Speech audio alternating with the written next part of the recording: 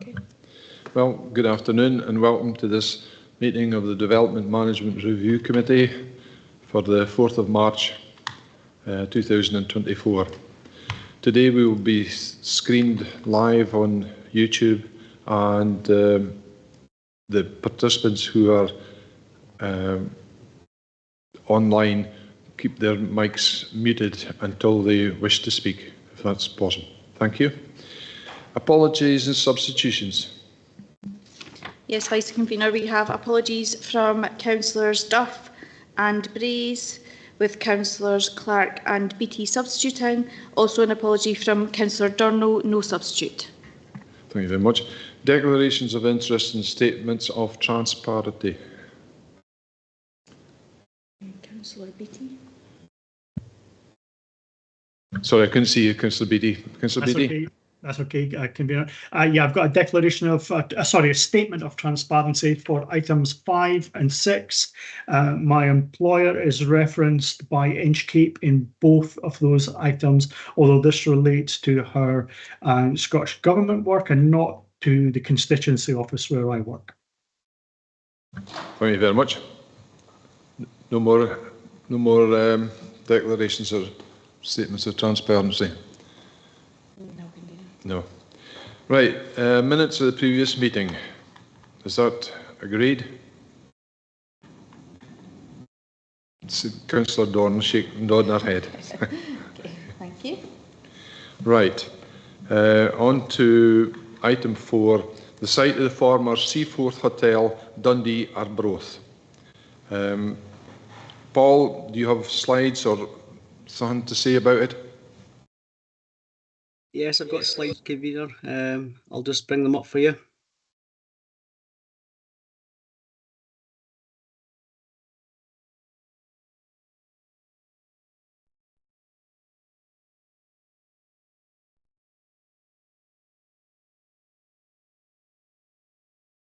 Grateful if you could just clarify, you can see that, okay?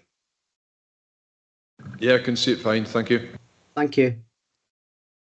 Good afternoon, members. I'm Christensen of the Development Plan team at Angus Council, present today as an independent planning advisor to the committee. I had no previous involvement in the application and that I have no conflict of interest relative to the case, applicant or any interested party. The case in front of members of the Dmrc seeks review of refusal of an application for planning permission for a mixed-use development comprising cafe and drive-through on the western part of the former Seaforth Hotel site, Arbroath. The application site measures around 2,400 square metres and consists part of a brownfield site which previously accommodated the Seaforth Hotel. Remnants of the original boundary walls of the original Seaforth house remain around the site, but otherwise the site is clear. The site is located in a high-profile position on the West Links, which consists of a managed open space which runs from the harbour area of Arbroath at the east to the West Sands and is punctuated by a range of recreational uses such as cinema, children's indoor soft play area, arcades and amusements, as well as Gayfield football ground associated with Arbroath Football Club. Other outdoor recreational activities, including an outdoor play area, pitch and putt and children's karting, are also found in the West Links area. The proposal is for the erection of a Starbucks cafe and associated drive-through facility. The proposed building will have a footprint of 189 square metres, 221 square metres including the service and bin area, and is a typical design for the type of building proposed. A mono-pitched roof would rise from 3.1 metres at the rear of the south to 4.3 metres at the front, the north, with a central brick projection to 7.13 metres in height to accommodate signage. Materials are proposed as grey panelling, a grey roof, timber or synthetic timber cladding, and extensive areas of glazing, along with the central brick tower feature to accommodate signage. The proposal also includes the formation of a new access, parking for approximately 30 vehicles, cycle parking and landscaping. Full drainage will be connected to the public's drainage network, and surface water drainage would be dealt with on the site utilising sustainable urban drainage SUD schemes. Submitted drawings indicate that the remainder of the site, approximately 5,000 square hundred metres of the former hotel, would be developed as a hotel in the future as part of a separate planning submission. Looking at slides, in front of us a location plan. The red arrow indicates where the proposed site is. You can see the A92 Dundee Road to the north. To the east is Pleasureland along the links with Gayfield Football Club, Arbroath Football Club further to the east. The pitch and putt area is located to the south of the application site, and to the west is this indoor soft play area and cinema. Beyond the A92, you can see the common ground around Arbroath. Looking at the detailed site plan, you can see the large square area is the site of the former Seaforth Hotel. The red line indicates that this development is for part of that site and extends to approximately 2,412 square metres. Dundee Road lying to the north.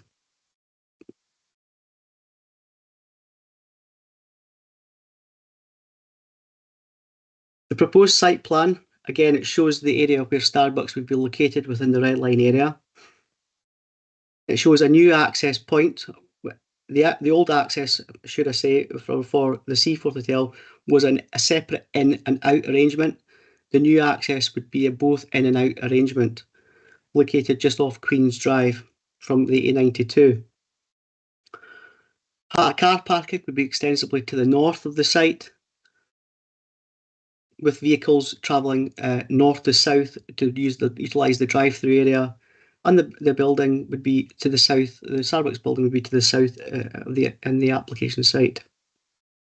Further to the west, to the east, would be area of for deliveries for HGV vehicles.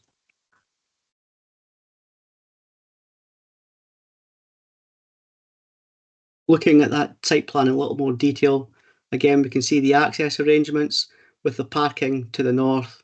Again, the HGV delivery area just to the east of the site, and we can see the driveway of where the drive-through would move through the building for Starbucks, and obviously that would then exit out and for the new access point.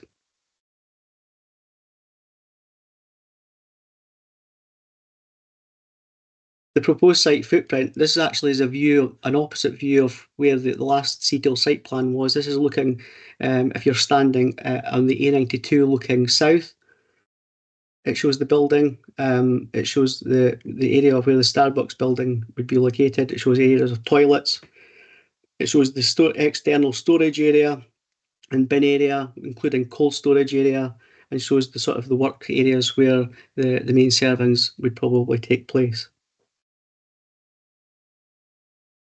Looking at the elevations, this is the south elevation. This would be as you're looking from the seafront, looking back towards the site.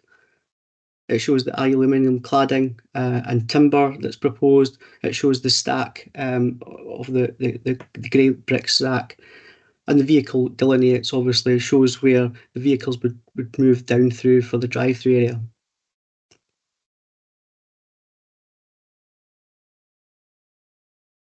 The proposed north elevation, this would be the view looking from the A92 Dundee Road. You can see that the area, the building on this section is largely in glazing. Again, you can see the stack where the signage would be located, and on the left-hand side here is the external storage area, including cold storage and bin recess area.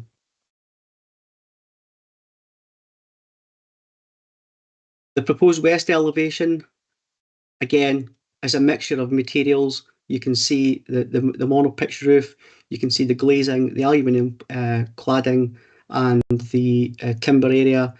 This would obviously be where the main area we can see here would be where the serving point would be for the drive-through, and you can see the brick stack with the signage the Starbucks signage above.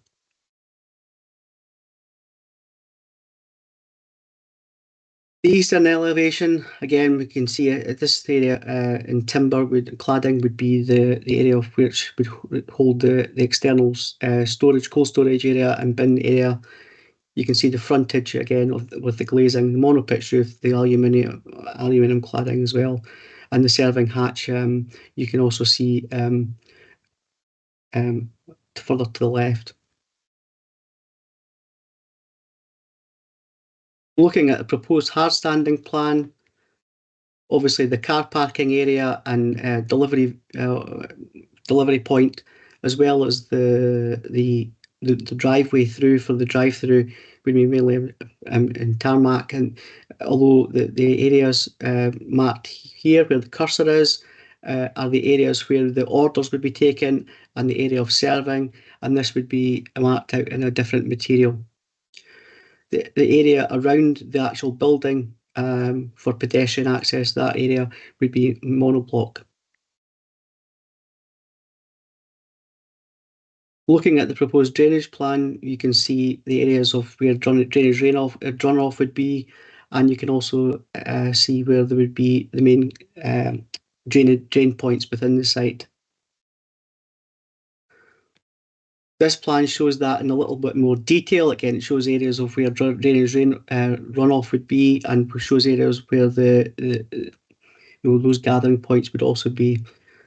It's also what we're pointing out on this plan as well. It does show another drive-through and an area for a hotel, but obviously that's not part of this application. It's the area within this area here where the cursor is showing for where Starbucks is proposed. Anything beyond that would be subject to further application. Looking at the site master plan submitted, again, the red line area is all that's been considered today. It shows the access point, the car parking, the proposed Starbucks area, the drive-through area, serving hatches for the orders and for pickups, and the HGV delivery area. This plan is slightly different from the previous one, and it shows an area for a hotel as well, and car parking. But as I said earlier, that's not part of the application consideration today.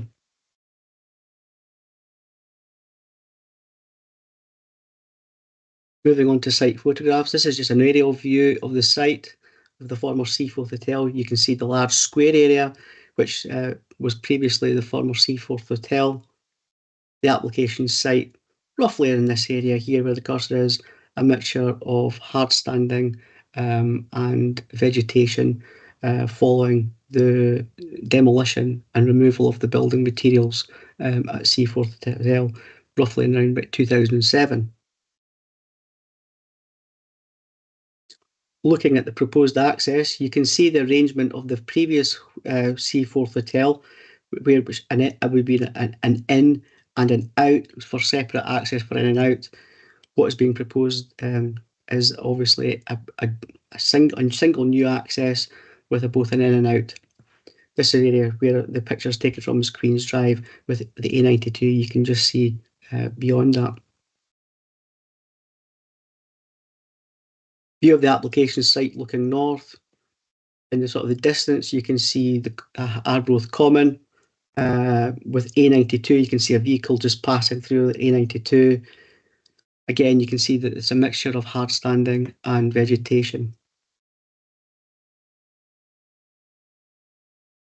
Looking north from the applications on the site, you can then see the Arbroath Common to the north, A92, Queen's Drive just coming down, just where that vehicle is. And you can just see the remnants of existing boundary walls from the former Seaforth House. This area is actually taken from the access point of where the exit point would have been for vehicles previously, and again it shows a largely hard standing area.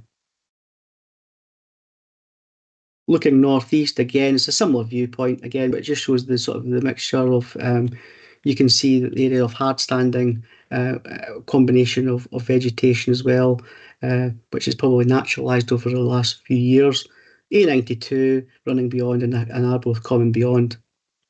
Further to the east would be Arbroath Football Club and Pleasureland. Looking south across the site again, you can see the remnants of boundary walls, and you can see the area, an area of vegetation.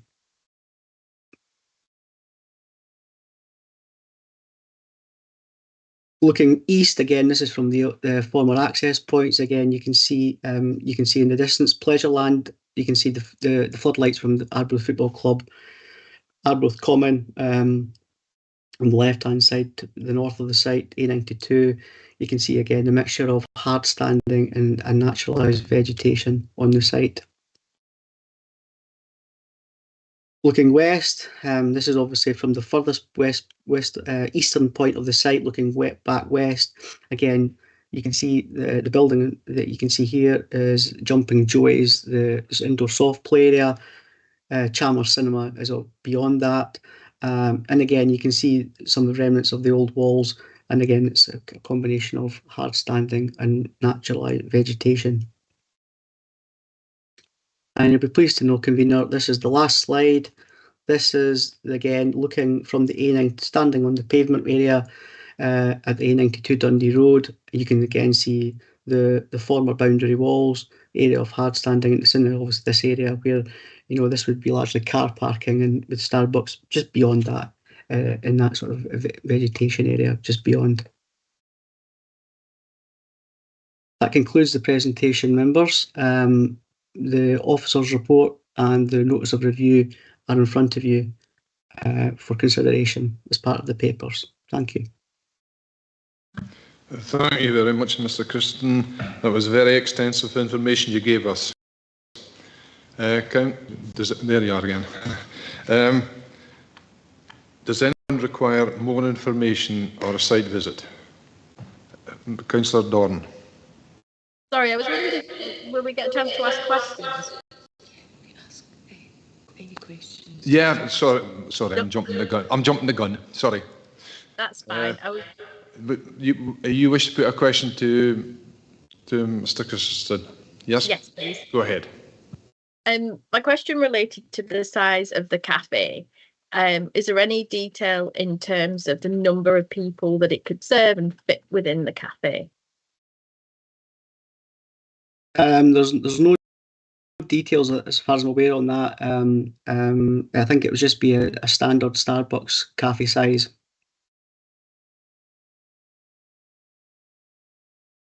Yeah. Thanks. Thanks very much, Convener, and good afternoon, everybody.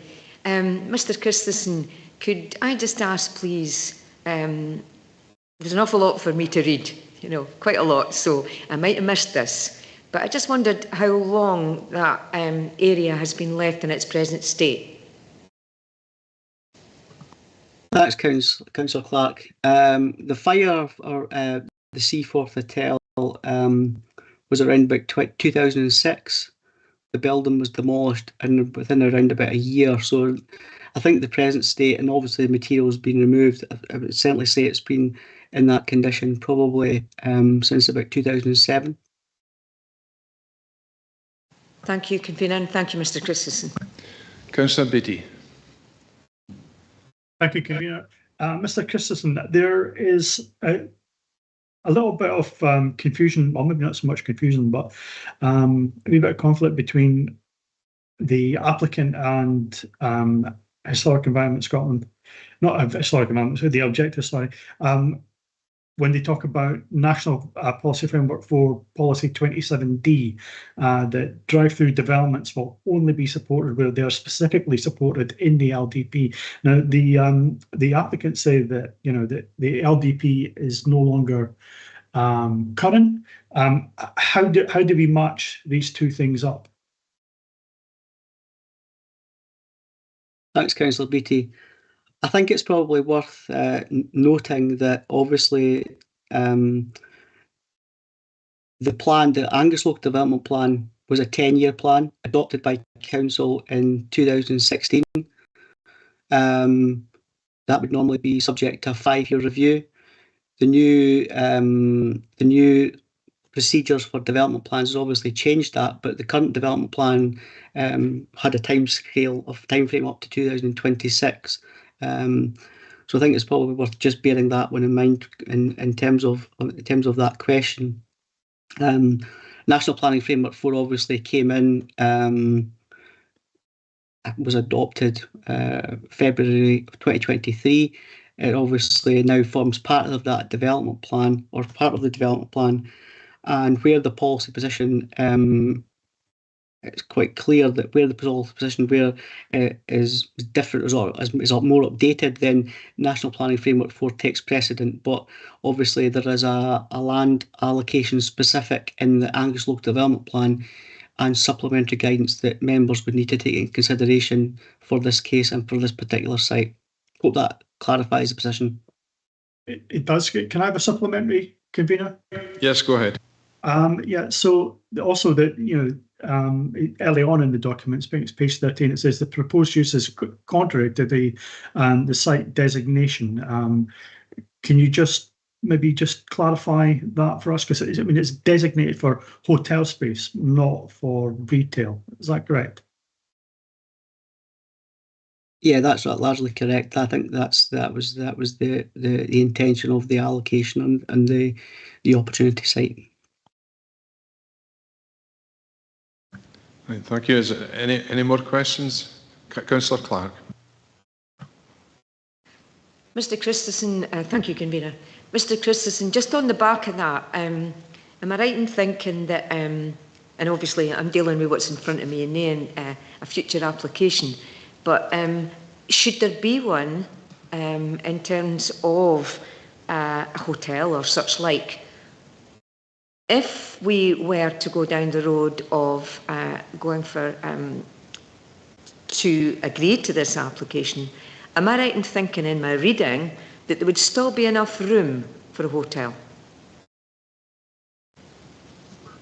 Obviously, each application would have to be dependent upon what's being proposed in terms of the use in terms of the design. The applicant has obviously indicated on the master plan area that there would be potentially room for a hotel and car parking space. Obviously, that's not part of the consideration for the case today. So the applicant has indicated that is potentially possible.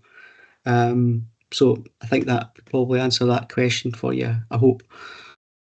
Thank you, Mr. Christensen, convener. Councillor Dorn. Thank you. I had an additional question, if that's okay, and it relates to the one that's just been asked. And my question is, if we were to agree or to overturn this refusal today, would that mean that the designated land status still stands, or is our decision going to then overturn that for the whole of the site?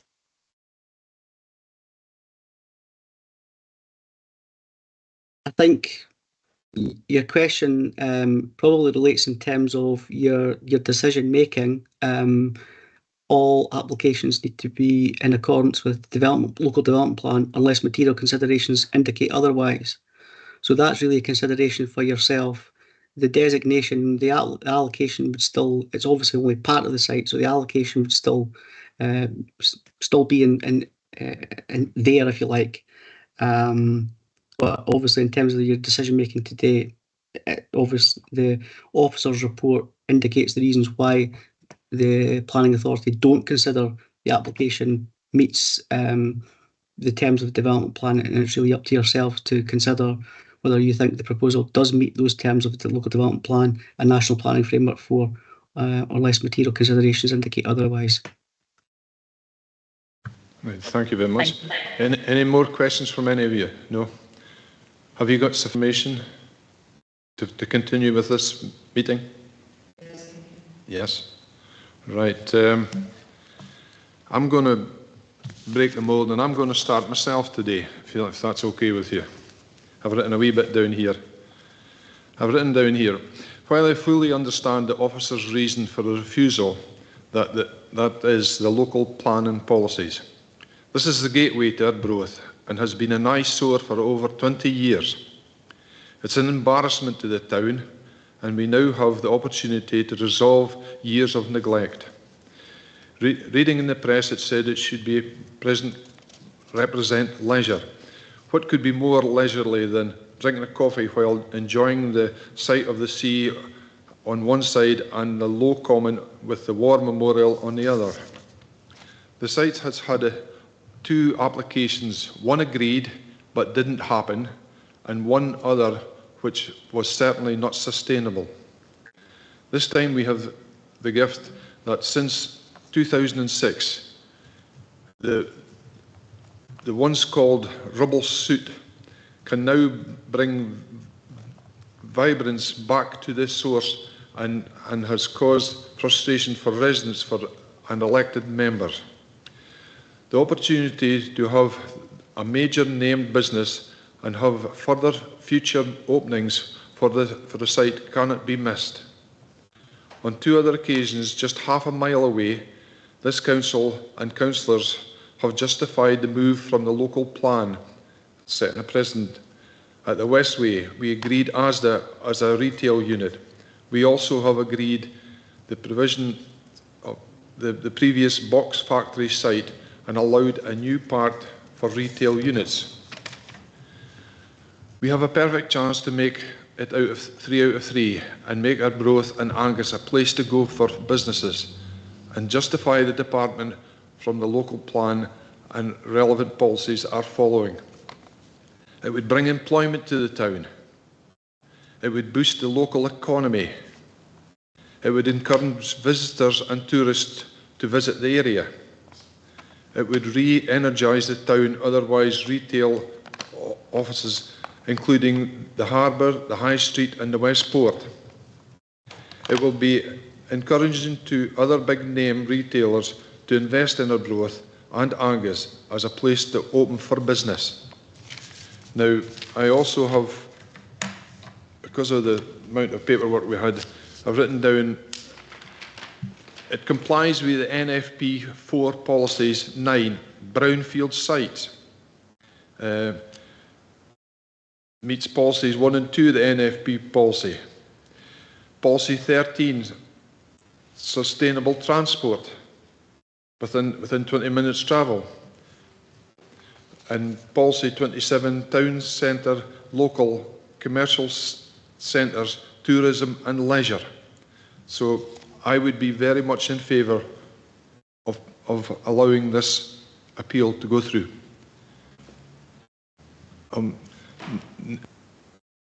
Next for speaking, Councillor Clark. Convener and colleagues, if my convener is looking for a seconder, I'd happily do that.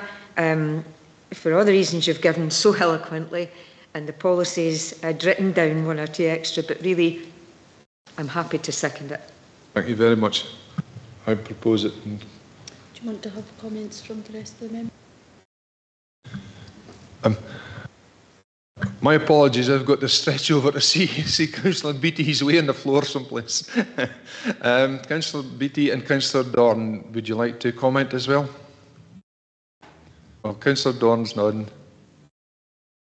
Okay, thank you. I think this is a really difficult one. It's a site that's been designated to have a particular purpose and focus, and that hasn't been realised over the past 15 years or so, which makes it then difficult. I think my worry is that approving this here, and I can see that it would be extremely popular, and I can see why that site has been chosen as a potential site for this cafe and drive-through. My worry is that approving that here would then allow for a kind of an extra small retail park development to be created on that site, as some of the proposed plans for the future show, although we're approving that today, there's potential space for another drive-through establishment there as well. And my worry is that then we are taking that away from the local development plan and what that means for elsewhere in Angus. I also don't believe they've really answered the question about the benefits for the town centre in the application that they've put forward. So I find that quite challenging. So that's my thoughts on it at the minute. Thank you very much, Councillor Dorn. Councillor Beattie? Yeah, I'm actually right behind Councillor Doran there.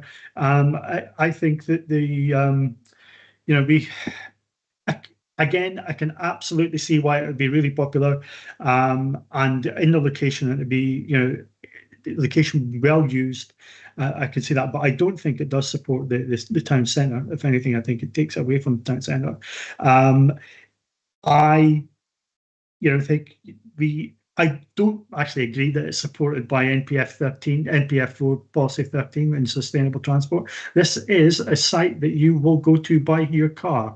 It is not, it's a destination. I think it turns into a destination all by itself, and it's a drive-through, so you would go there with a car. So and the rest of Councillor Doran's comments I would agree with as well. I think it does run the risk of maybe ending up with another takeaway or something there that was not what that site was allocated for. So I would support Councillor Doran there. Do you wish to put forward an amendment, either of you?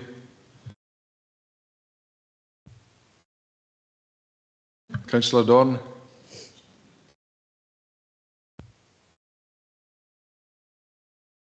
Do you want to say something to it, Councillor Dorn? Sorry, I didn't unmute myself. Yes, I would like to put forward an amendment on that one. Do you have a seconder? Councillor Beattie? Yes, I'll second it.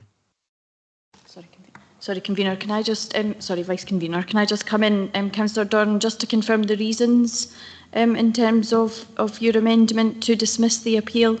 Is that as per the reasons given in the handling report, or is there anything additional that you would want to add to that? I agree with what was put in the handling report, and I don't think it complies with the NPF 4 policy, which is 27D.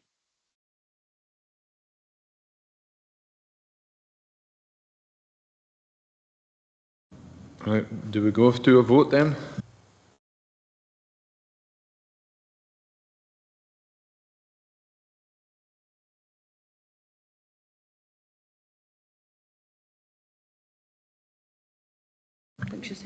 Councillor Clark, do you want to add to it, Ian? I mean, I stand by what I said. My understanding of the whole thing, having read it, that's how I feel. I don't want to add anything other than absolutely support you. Thank you. Paul Christensen. Thanks, Convener. I just think it would just be useful to get the reasons for potentially approving the application. I think from what you say, some of your reasons, the material considerations, I don't think would be material considerations, including planning permissions on other sites within the locality. I don't think would be a material consideration. So I think we just need to be just clear, possibly with the legal advisor, just in terms of what those material considerations might be, if that's okay. Just from a legal perspective and for the decision notice. Yeah, thank you very much. Well, I stated that policy 9, brownfield sites, also stated that it complied with policies 1 and 2. Policy 3, sustainable transport, it's within 20 minutes walking distance of anything. Policy 27, town city location, commercial centres and tourism and leisure. And obviously there's more we could go over, but the size of these papers was limiting for time on it. Thank you. Mr. Christensen, you want to come back again? It was just in relation to policy 27. I didn't quite catch which part of policy 27 were you making reference to? Well, tourism and leisure for a start, a commercial centre. Obviously, this site's not a commercial. Is not identified as a commercial centre, so we just need to be just clear on that. I don't know whether a recess would be helpful, just to just go through those reasons and just check through the policy areas as well. Right, that would be grand. Can we? Can you just move a recess? Yeah. Can we have a recess for 10 minutes, please? Agreed. Could we stop the live stream?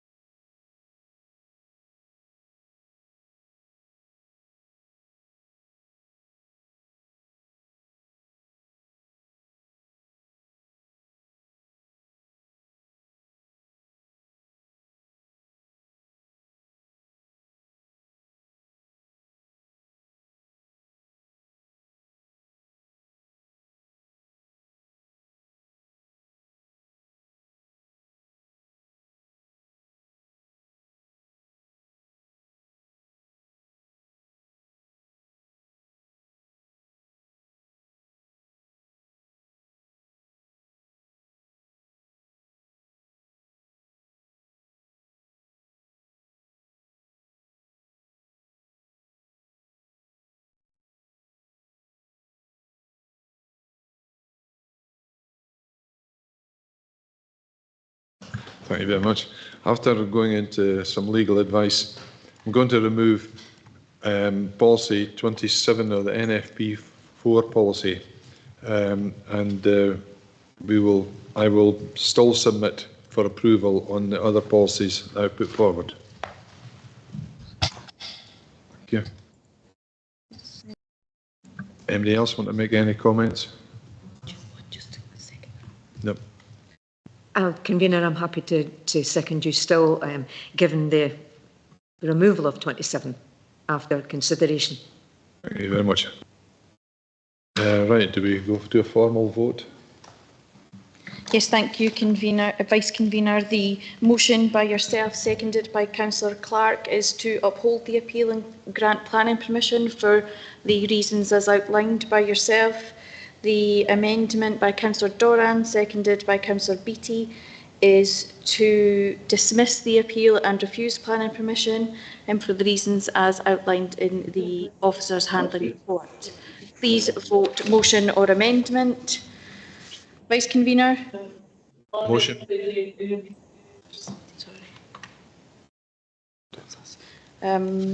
Councillor Beattie. Amendment. Councillor Clark. Motion.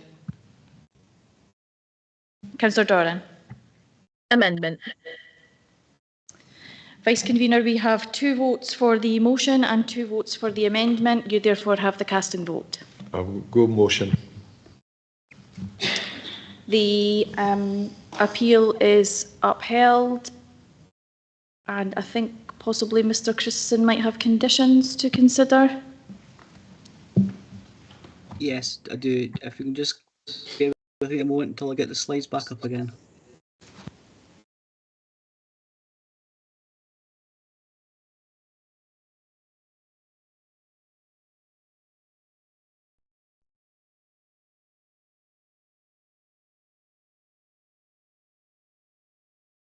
You all see that in the chamber?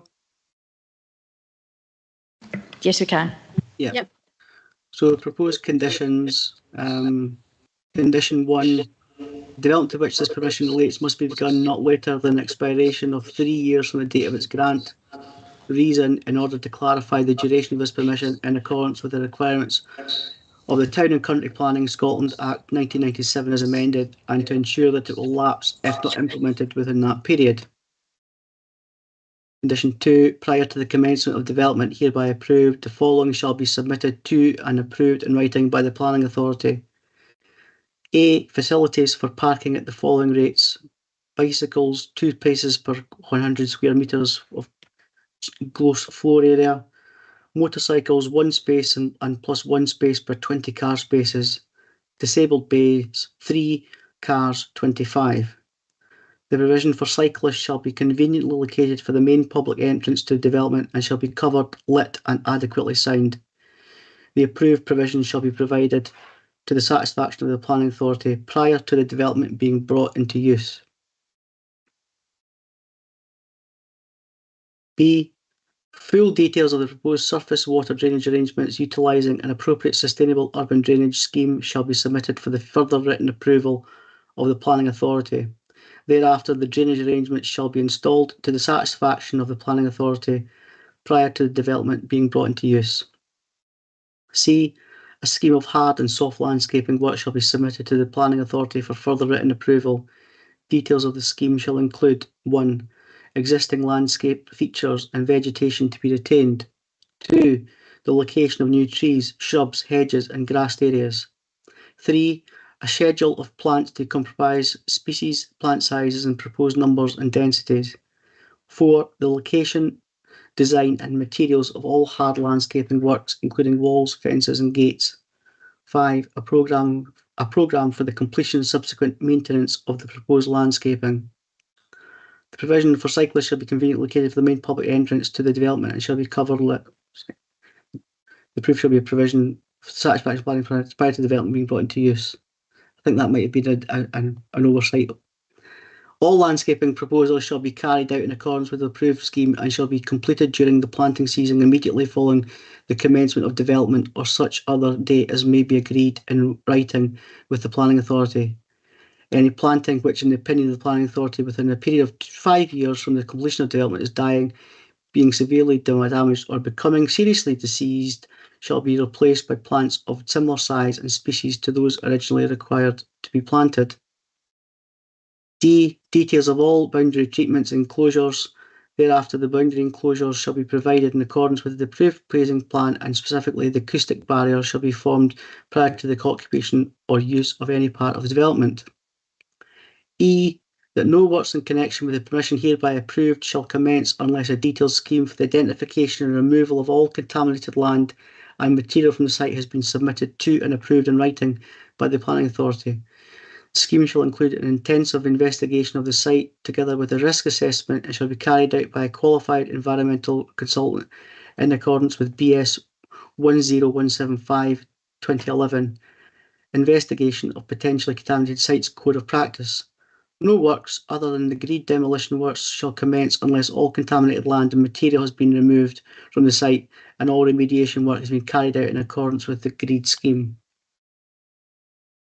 Reason: to ensure that suitable parking arrangements are provided in a timely manner and in order to encourage multimodal means of travel, to ensure appropriate surface water drainage proposals are designed and implemented, to ensure the implementation of a satisfactory scheme of landscaping and boundary treatments which will help to integrate the proposed development into the local landscape in the interests of the visual amenity of the area, and to ensure adequate investigation of possible land contamination and to ensure that a remediation strategy is in place for any land contamination identified in the interest of public health and safety.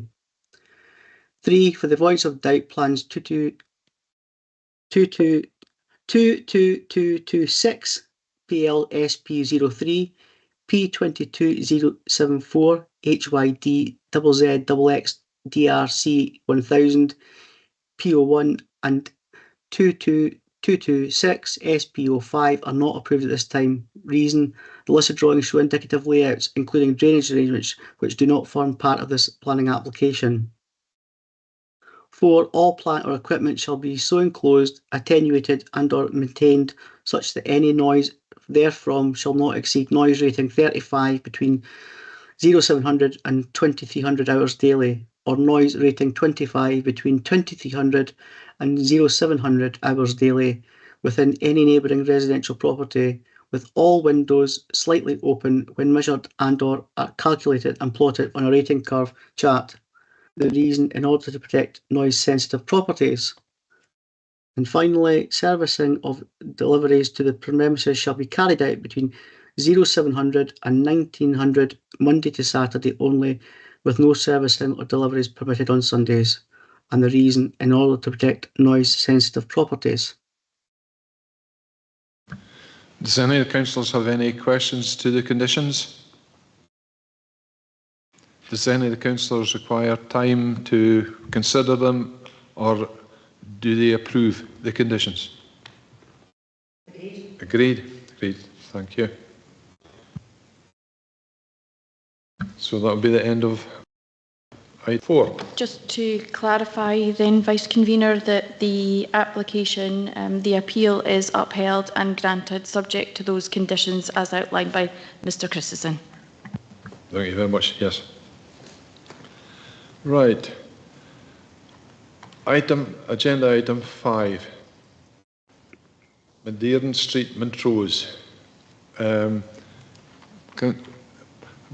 Councillor Paul Christensen.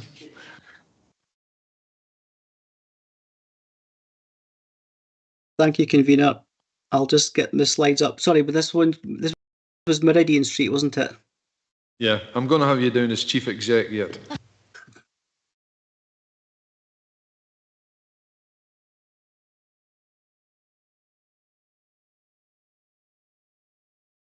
Do you have any slides or information on that? Yes, I'm just getting them up, Convener. Just bear with me a second. Sorry. Yes, Paul, just to clarify, it was Meridian Street to start with. Yeah, that's okay. Can members see the slides in the chamber and online? Yes, thanks. Again, I can confirm I have had no previous involvement and that I have no conflict of interest relative to the case, applicant or any interested party. The case in front of members of the DMRC seeks review of refusal of an application for planning permission for the demolition of building and erection of a Class 5 and 6 general industrial warehouse. The proposal seeks the demolition of the Category C listed 670 square metre sandstone warehouse at 4 Meridian Street, Montrose, and its replacement with a new, larger 1,250 square metre warehouse building constructed from concrete panels and metal cladding. The proposed building would be used for Class 5 general industrial and Class 6 storage and distribution uses. No water supply or public drainage connections are required for the building.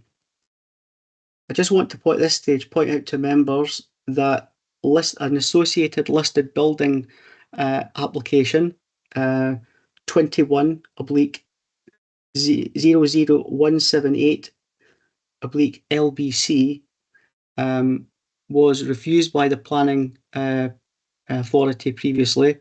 That application had statutory objections from Historic Environment Scotland, and the appeal was dismissed by Scottish ministers on the 30th of November 2023.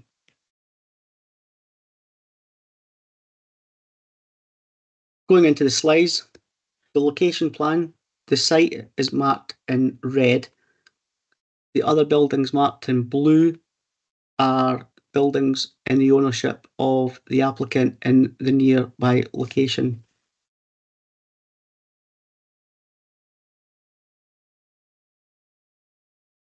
The building at 4 Meridian Street, including the external laydown storage area, is obviously Meridian Street. You can see just with my cursor, which is just the north of the existing area at Meridian Street.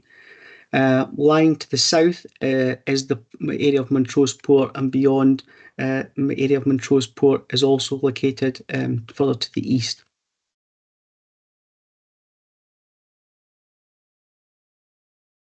Looking at the elevations, the existing, the one to the top is the existing south elevation. So that's looking from where the areas of laydown area is within the port, looking back towards the building.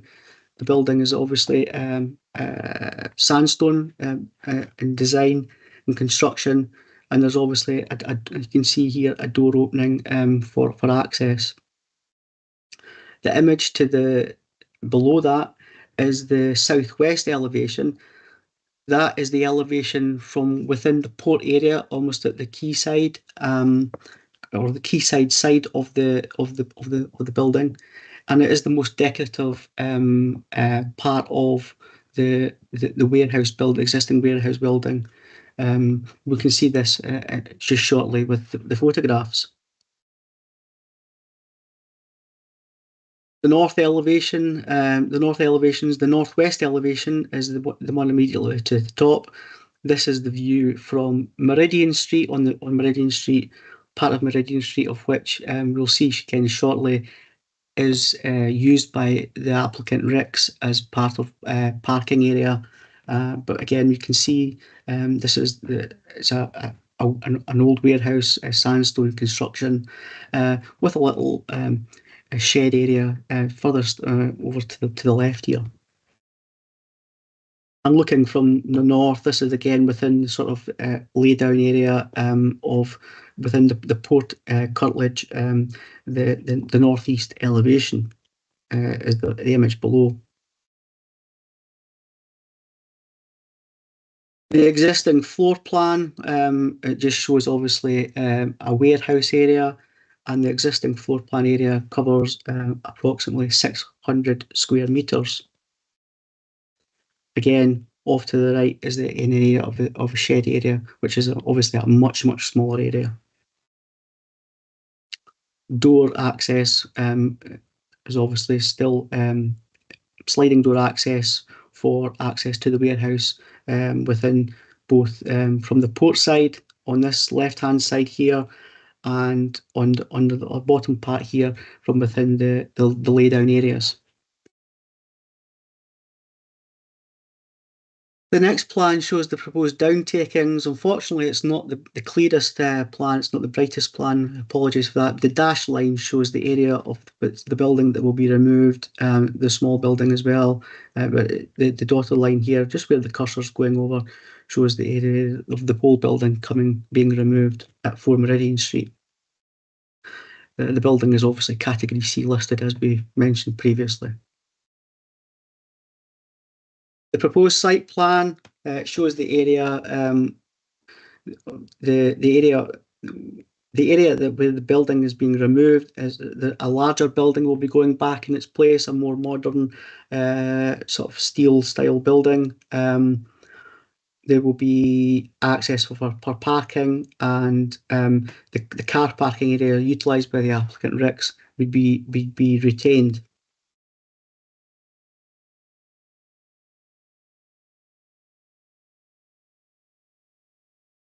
First of all, looking at the south elevation, this is again from the port side, where the external laydown area is. You can see the modern construction of a steel and concrete style building with a much larger sliding door for access to the new warehouse. The southwest elevation, this was the elevation. This would be the view looking from the sort of the quayside, portside area, looking back. What currently is the more attractive elevation at the moment, and again you can see it's a much larger extent of building with a much larger opening for door for access to the warehouse. And you can see that this would be a combination of concrete and metal grey cladding. The proposed northwest elevation, this is the view you would have from Meridian Street. Again, part of the street view would be taken by the car parking area, which the applicant has at the moment. And again, you can see the combination of materials of concrete and metal cladding replacing the listed sandstone building. And the northeast elevation, again, this is looking down towards the port side, the quay side, the harbour side. Again, shows the metal cladding building, no access points or access points to the warehouse from this elevation. The existing proposed gable building mass, the area in light colour you can see is the existing sandstone building, and you can see the extent. The area hatched is obviously the new building that would be replacing it, and you can see it's obviously a much wider and larger construction than the original listed sandstone building. Similarly, with it being a bigger building, there obviously is a larger floor space area. The floor space would extend to approximately 1,150 square metres. And you can see the larger entrances and door entrances for access to the warehouse from the quay side and from the external laydown areas. Looking at the photographs, the image in front of you just now is the northwest elevation. This is the current view from Meridian Street. You can see that the part of the area is taken up by car parking for the applicant, the RICS. And you can see the traditional construction, which is obviously Category C listed. You can see the construction, the sandstone construction, ashlar stone, and you can see the small shed area, and that would obviously be removed as well.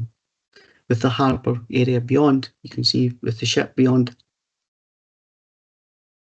The southwest elevation, looking from the port side, you can see that this was indicated the more attractive part of the elevation, and you can see the modern entrance door which has been located to get access to the warehouse. On a closer view, you can see again the traditional construction. It's obviously C listed, and you can see the date stamp above at the top of the building, just up at the top here, just where the cursor is. And the southeast elevation, this is the area, this is obviously an area of laydown at the moment. The whole building would be removed, the new building would be located, would extend beyond the footprint of the existing building. It'd be a much larger building, as we've seen on the previous slides, in terms of its scale of and massing of the existing building, and also in terms of its footprint as well, the floor area. And an internal view of the existing warehouse, you can see again internally. You can see the traditional construction, sort of white washing on the walls, and you can see the traditional timber roof of the Category C listed building. That concludes the presentation, members. The report of handling, officer's report of handling, the notice of review are all in front of members for consideration. Thank you. Thank you very much, Mr. Christensen. Has any of the councillors got any questions for the planners? No questions?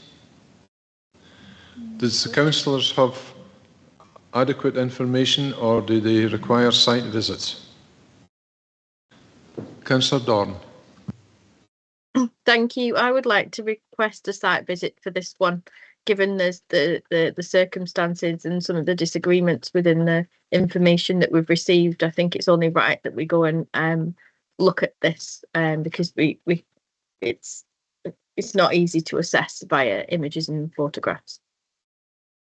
Thank you. And I assume we nod your head, Councillor Beattie, you're wanting a site visit as well? Yes, please. Yeah, I could. And Councillor Clark. So we'll arrange an unaccompanied site visit. Unaccompanied. Isn't it? Do all members agree? Do all the members agree? Agreed. Agreed. Okay. I'll organise that in due course, Vice Convener. That's going to be, this will come out in due course to us for a further meeting. That means we'll be moving on to item 6, 1 to 5 America Street, Montrose. Mr. Christensen? Mr. Christensen, have you got slides and information? Cheers. I do. Convener, can you just confirm you can see that in the chamber, and members at home as well, please? Yes, we can see it. Thank you, members. Again, I can confirm that I've had no previous involvement in the application and that I have no conflict of interest relative to the case, applicant, or any interested party. The case in front of members of the DMRC seeks review of refusal of an application for planning permission for the redevelopment of site, including alteration of the existing building on the site to remove its roof and the southwestern boundary section of the building and to erect a store offices. The application proposes the substantial demolition of the Category C listed former Joseph Johnson and Sons fish curing works, involving the removal of buildings within the site with the exception of part of the external perimeter walls, including the two-storey facade of the building to wallhead height along America Street. The cleared buildings would enable the erection of a new two-storey steel portal building located to the southwest of the site. The proposed new building would contain storage space on the southwest side with 2 roller door openings facing southwest and a 2-storey office block on the northeast side. A yard area would be formed to the northeast of the new building, which would contain car parking. Access to the parking area would be taken from America Street to the northwest, with an exit proposed onto River Street to the northeast. Again, I would just like to draw members' attention to the listed building application which accompanied the current application in front of you. The listed building application 20/00599/LBC was refused by the Planning Authority. It also had a statutory objection by Historic Environment Scotland, and the appeal was dismissed by Scottish ministers on the 23rd of January 2024. Looking at the location plan, the application site is outlined in red. Above the application site is America Street. River Street runs diagonally down here, just where the cursor is, and beyond that is California Street.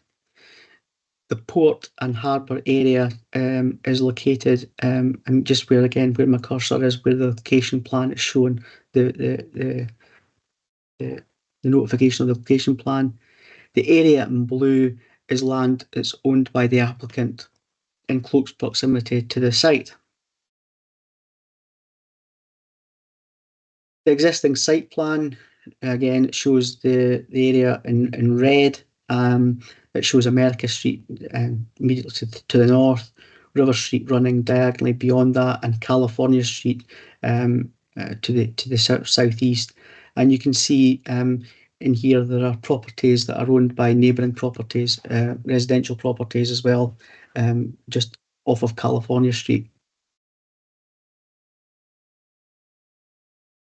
Looking at the existing elevations, this is the southwest elevation. This is the view from the port quayside. You can see the former manager's house and the storage area, and obviously a neighbouring property close by as well, just off screen here in white. And you can see that it's a traditional construction based upon sandstone again. The existing northwest elevation, again, traditional construction, sandstone, a number of window openings, some of those, and door openings. Some of these are now not in utilisation. But again, you can see this traditional sort of construction of the area, and we can see that in a moment with the photographs. The northeast elevation, this is taken within, this is the view from within the yard area where the warehouse, the office and store is. You can see a neighbouring property is located immediately to the east, and you can see again the sort of traditional construction and layout of the existing building, the sandstone listed building. The view in front of members now is the view from California Street. The areas in white are neighbouring properties, generally residential with some outbuildings as well. The areas in grey are the ones part of the application site, and again, you can see from the elevations the sort of traditional construction and layout of those buildings. The existing ground floor plan, it shows, I think, what the reasons are. One of the key reasons why the building is listed and why it's deemed to be important. It shows these sort of smaller office areas, which was part of the former curing works. These sort of smaller workshop and office areas merging into sort of a courtyard area. And this is one of the key reasons why the building has remained listed. Again, the first floor plan replicates similar to the bottom. Again, it's made up of sort of office and little workshop areas around a sort of a central quadrangle courtyard area.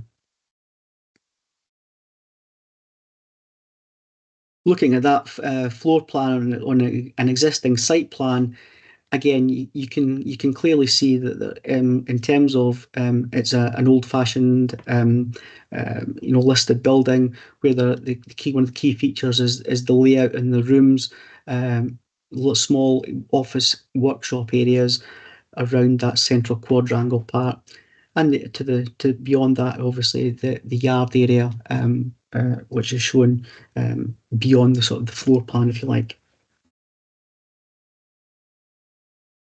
The proposed site plan, we can see in the southern part, you can see where the new warehouse building would be, sort of the timber, the steel metal building would be located.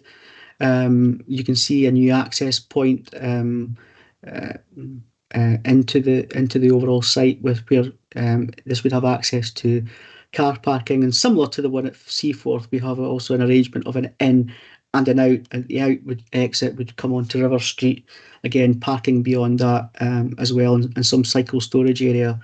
It's also worth noting as well, can't quite see it from this plan, but obviously the facades would be retained along the majority of the building. Looking at the proposed floor plans, the ground floor plan shows the area, an area of storage, and beyond that area of storage would be office areas and some training rooms and toilets, with a small canteen and meeting room as well. And in the first floor area would be a void above where the ground floor store would be, with a larger open plan office area and several other smaller offices beyond that. The proposed southwest elevation, you can see this is obviously looking from the port side. You can see new access roller doors being put in, the gable, the facade being retained on the other side, and you can see sort of the modern construction of the steel building. The northeast elevation, this is looking from within the yard area. You can see obviously, you may recall from the proposed floor plans, there was obviously a lot of office space area indicated on that sort of the side of the building, and you can see with meeting rooms, etc. You can see the new window openings and modern construction of the steel building, and new modern door, and again facade retention on either side.